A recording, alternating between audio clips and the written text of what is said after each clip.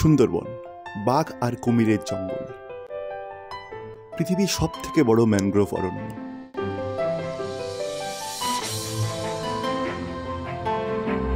বেশিরভাগটাই বাংলাদেশের খুলনা জেলায় আর কিছুটা অংশ পশ্চিমবঙ্গের দক্ষিণে দক্ষিণ 24 পরগনায় অবস্থিত।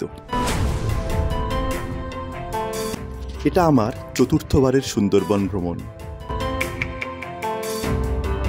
তবে আগের 3 বারের আশা আর এবারের আশাটাও নিরাশাই রয়ে গেল, বাঘের দেখা পেলাম না। এবারের সুন্দরবন আসার আরও একটা বড় কারণ বর্ষায় এই জঙ্গলের সৌন্দর্য উপভোগ করা। শীতকাল এখানকার পিক ট্যুরিস্ট সিজন হলেও সারা বছরই মানুষ এখানে ঘুরতে আসেন। আমার রেকমেন্ডেশন হলো বর্ষাকালে আসা। নদীর বুকে অঝোর বৃষ্টির অপূর্ব রূপ, মৃদুমন্দ ঢেউয়ের দুলুনি আর তার একটিবার দেখা পাওয়ার প্রতীক্ষা জীবনের ভালো অভিজ্ঞতাগুলোর লিস্টে যোগ হয়ে যাবে। সকাল থেকে বৃষ্টি হচ্ছে, আমরা যখন এখানে এসে পৌঁছালাম বৃষ্টিটা একটু কমেছে। Good morning from Sundarban. আমরা এসে পৌঁছেছি ঝড়খালিতে। আমার নাম পিন্টু, সুবোধা সঙ্গেই আছে, অসুবিধা নেই। এই লঞ্চটা আসছে, আসলেই বাচ্চা পার্টিদের সঙ্গে পরিচয় করে দিই। তোর নাম কি? সৌমালি চ্যাটার্জি। আমার নাম সনাতী মজুমদার। ডাক নামটা বলে দে ভাই। আসল ডাক নাম সায়ন। তোর নাম কি? দীপাঞ্জন দত্তইও। আমি সমাপ্তি সিনহা। আজকে একটা কি বিশেষ দিন আছে না? আমার জন্মদিন। আচ্ছা আচ্ছা। সোমা সাহা। আপনার জন্মদিন কিছু নেই তো? না, আমার বান্ধবীর জন্মদিন। বান্ধবীর জন্য। আমি সুদীপা ব্যানার্জি। শ্রেয়সী চ্যাটার্জি। আমি নির্ভা রায়। আমি সপ্তক সিনহা। আপনি দুটো ছাতা নিয়ে একটা মানুষ কোথায় যাচ্ছেন? আরেকজনকে ছাতাটা দিতে। আচ্ছা আচ্ছা ঠিক। সকালে কি খাবো ওই জন্য আমরা এসেই মা ননিবালা হোটেলে এসে একটু খাওয়া দাওয়া করে নিয়েছি সকালের ব্রেকফাস্টটা। তারা একটু বসে আছে ক্লান্ত হয়ে, কিন্তু ক্লান্ত লাগছে না তো? না ঠিকঠাক লাগছে তো? কলকাতা থেকে সুন্দরবন আসার সবচেয়ে সহজ পথ হলো রেলপথ। শিয়ালদা সাউথ স্টেশন থেকে লোকাল ট্রেনে ক্যানিং স্টেশন, আর সেখান থেকে সোনাখালি হয়ে লঞ্চে সুন্দরবন পৌঁছে যাওয়া যায়। গাড়িতে আসতে হলেও সড়কপথে বাসন্তী হাইওয়ে ধরে গদখালি বা ঝড়খালি পৌঁছে সেখান থেকে সুন্দরবন ঢোকা যায়। নর্মাল সুন্দরবন একরকম, আর বর্ষাতে সুন্দরবনের চেহারাটা ঠিক কেমন দেখার জন্যই মেনলি এবার আসা। আমরা এখন ঝড়খালি ফেরিঘাটে আছি, এখান থেকে আমাদের লঞ্চ ছাড়বে, আর আমরা 3 দিনের জন্য থাকবো। একটা হোটেলও নেওয়া হয়েছে সামনে। আমরা এবার সুন্দরবন ঢুকলাম ঝড়খালি দিয়ে। ঝড়খালিতে অনেক হোটেল, রিসর্ট আর হোমস্টে আছে। এই ঝড়খালির একদিকে মাতলা নদী আর অন্যদিকে বয়ে গেছে বিদ্যাধরী নদী। করে মাছ ধরা চলছে। ঠিক আছে, আর কি মাছ কি একটা উঠেছে? আচ্ছা, এখানকার থেকে তো ওপারে মাছটা ভালো খেতে, ওপারটা গিয়ে দাঁড়াতে পারলি না। দেখি চিংড়ি মাছ। চিংড়ি মাছ দিয়ে টোপ, চিংড়ি মাছ দিয়ে টোপ গাঁথা হচ্ছে। আচ্ছা,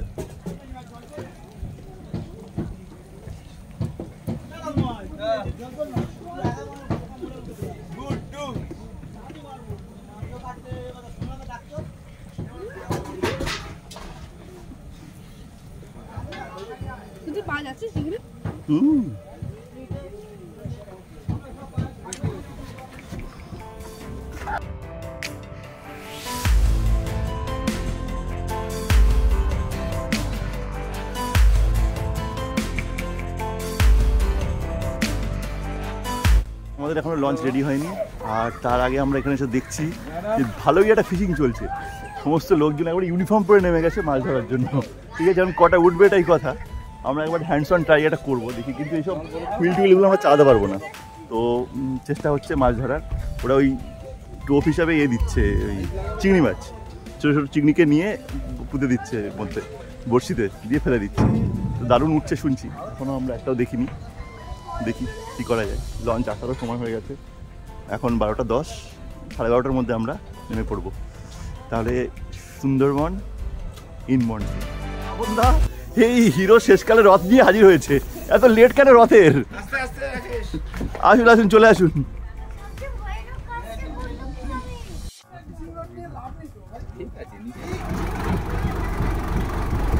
রান্না বান্না চলছে, ঠিক আছে। আজকে বেশ বাটা মশলায় রান্না হবে। আজকে বাপনদা স্পেশাল। আমরা আবার অনেক বছর পর একসঙ্গে মিশেছি। দাদা কেমন আছেন বলুন? খুব ভালো। আচ্ছা, আপনার সাথে আগের বার ঘুরে তো প্রচন্ড ভালো লেগেছে, এবার আবার এসে গেছি। আজকে কি খাওয়াচ্ছেন বলুন আমাদের? আজকে আছে আমাদের শাল ফ্রাই, বেগুনি, ইলিশ মাছ, দারুন। আর ভোলা মাছের ফ্রাই, চাটনি, পাঁপড়, স্যালাড। দাদা দারুন মেনু করেছেন তো, আমার তো এখনই জিভে জল চলে আসছে। রাত্রে আছে বাগদা। দারুন দারুন। তারপর আছে চিকেন। আসলে বাপনদের সাথে আসলে যেটা হয়, আছে ট্যাংরা, আছে মাছ আছে। দারুন দারুন, মাছেরই তো রাজ্য। আছে আমাদের বাগদা আছে, পমফ্লেট আছে, ও পমফ্লেট ভুলে গেছে। আচ্ছা আচ্ছা আচ্ছা।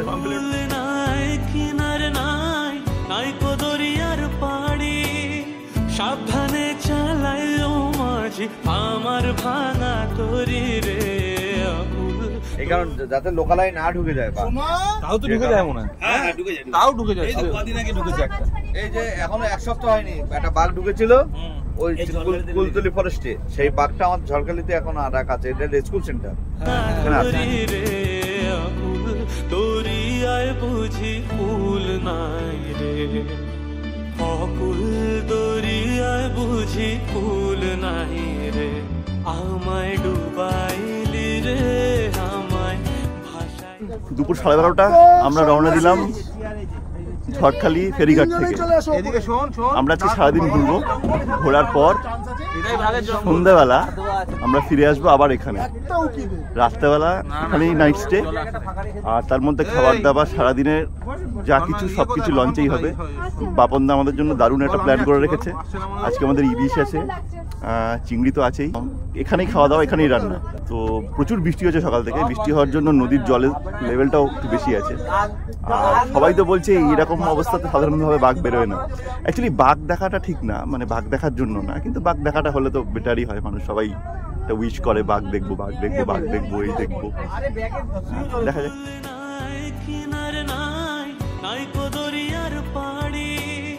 সাবধানে চালাই ও মাঝি আমার ভাঙা তরি রে, দরিয়ায় বুঝি ফুল নাই রে, অকুল দরিয়ায় বুঝি ফুল নাই রে, আমায় ডুবাইলি রে, আমায় ভাসাইলি রে। এখানে জ্যান্ত পার্শে মাছ, আর তার সঙ্গে এটা কি মাছ বলি? ভোলা মাছ। ভোলা মাছ কাটা হচ্ছে। ও লাগবে আজকে খেতের উপরে। এরকম মাছ নদীতে, এরকম জ্যান্ত মাছ লাফাচ্ছে। আর এদিকে হচ্ছে গিয়ে পঞ্চমুখ। এদিকে কোন দিকে মোহনা? এদিকে মোহনা। আচ্ছা আচ্ছা, হ্যাঁ জাহাজ। আকাশে কালো মেঘ জমতে শুরু করলো, আর আমরাও যাত্রা শুরু করলাম।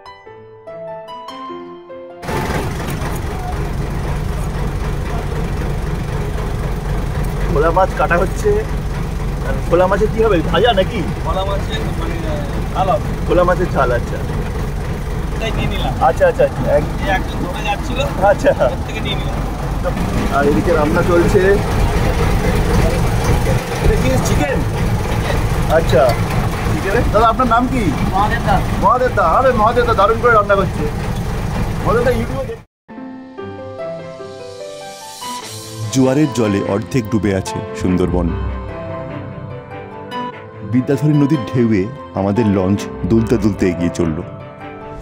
লঞ্চ ছাড়ার ঠিক আগে এক জেলের কাছ থেকে কিছু ট্যাংরা, ভোলা আর পার্শে মাছ কিনে নিলাম, একদম জ্যান্ত।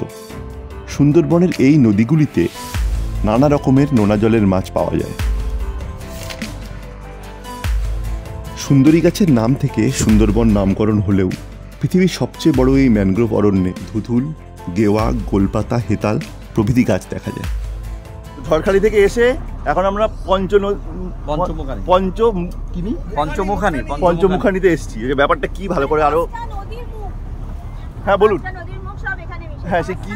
হ্যাঁ পঞ্চমুখানি মানে হচ্ছে 5টা নদী এখানে এসে মিশেছে, এই জন্য এটার নাম পঞ্চমুখানি। আচ্ছা, তাহলে আমরা যে পঞ্চমুখানি দিকে এলাম, এটা হেড়োভাঙা নদী। এটা হেড়োভাঙা দিকে এটা, আর এদিকে এই দোবাকিটা এইদিকে চলে গেছে, দোবাকি খাড়িটা এইদিকে ঢুকে গেছে। আর ওই যে লঞ্চটা যা গেল ওইটা নবাকিতে ঢুকেছে, নবাকি। আচ্ছা।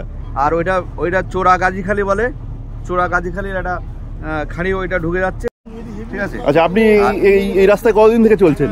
এটা আমার অনেক দিন ধরে, অনেক দিন হয়েছে? মিনিমাম 20 বছর ধরে। 20 বছর? হ্যাঁ 20 বছর। আমাদের তো বাড়িই তো এলাকায় না, এখানেই বাড়ি আপনার? সুন্দরবনে। আচ্ছা আচ্ছা। তা 20 বছরে কোনোদিন বাঘ টাঘ সামনাসামনি হয়েছেন? বাঘের সামনাসামনি আমরা কোনোদিনই হইনি। বাঘ লোকালয়ে অনেকবার ঢুকে গেছে আমাদের। আচ্ছা, ভয়টা লাগে না মাঝে মাঝে? ভয় তো লাগবে। ভয় লাগে তো? ঢুকলে ভয় লাগবে না? আচ্ছা আচ্ছা। আমাদের ভয়ের মধ্যে দিয়ে আমাদের একটা হ্যাবিট হয়ে গেছে। জঙ্গলে বাঘ, জঙ্গলের বাঘ তো জঙ্গলেই আসতেই পারে। এলাকা তো সব জঙ্গলেই ছিল। ঠিক ঠিক। একটা সময় জঙ্গল ছিল। আচ্ছা, এখন পুনর্বাসন হয়েছে। এই যে নেট দেওয়া আছে, এই নেট টপকে আসতে পারে বাঘ? বাঘ নেটটা টপকানো বাঘের কোনো সমস্যা নেই, কিন্তু সাধারণত ও তো জঙ্গলের জানোয়ার একটা, সেই হিসেবে ও ওর মতো করে বাধার সৃষ্টি হয় বলে ও ফিরে যায় ওখান থেকে। আচ্ছা আচ্ছা। তাছাড়া যখন ওর এমার্জেন্সি দরকার থাকবে বা খাবার সংগ্রহ করার ব্যাপার থাকবে, ও চলে আসবে। কথিত আছে এই হেতাল গাছের জঙ্গলেই বাঘ লুকিয়ে থাকে।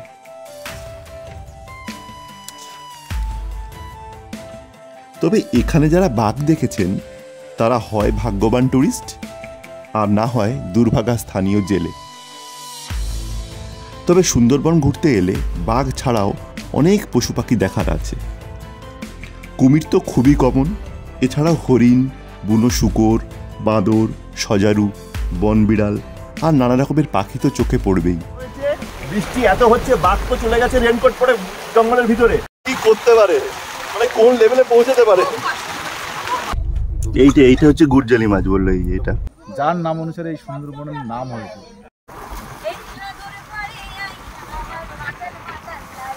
কেনার পর আজকে দুপুরে এগুলোই রান্না হবে। বাঘ তো আছে, বাঘ ছাড়া আরো অনেক প্রজাতির জীবজন্তু আছে।